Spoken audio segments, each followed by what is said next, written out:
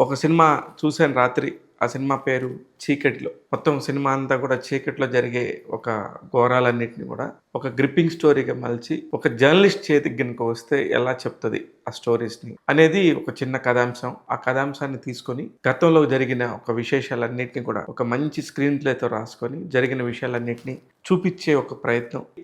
ఒక జర్నలిస్ట్‌గా ఉండే ఒక అమ్మాయి, అందులోనూ చిన్నప్పటి నుంచి మొండిగా తన హక్కుల్ని తను కాపాడుకోవాలనుకునే ఒక అమ్మాయి చాలా గట్టిగా ఉంటది. ఆ అమ్మాయి పేరు సంధ్య నెల్లూరి. సంధ్య నెల్లూరి పాత్రలో ఒదిగిపోయారని చెప్పాలి శోభితా ధూళిపాల. శోభితా ధూళిపాల గారు 2016, 17 టైంలో నుంచి తెలుగు సినిమాల్లో ఉన్నారు. కానీ చాలా కుదిరినంత వరకు చాలా మంచి క్యారెక్టర్స్ చేయడానికి ప్రాధాన్యత ఇస్తారు. శోభితా ధూళిపాల పెళ్లి చేసుకున్న తర్వాత విడుదలవుతున్న ఒక సినిమా కాబట్టి దీనికి ఒక మార్కెట్ క్రియేట్ అవుద్దని చెప్పేసి సురేష్ ప్రొడక్షన్స్ వారు కూడా అనుకోని ఒక మంచి కథ అనుకొని తెరకెక్కించారు. నిజంగా కూడా కథ డీసెంట్ కథే. చూడదగ్గ కథ. అమెజాన్ ప్లాట్‌ఫామ్‌లో ఈ సినిమా స్ట్రీమ్ అవుతుంది. 2 గంటల 6 నిమిషాలే.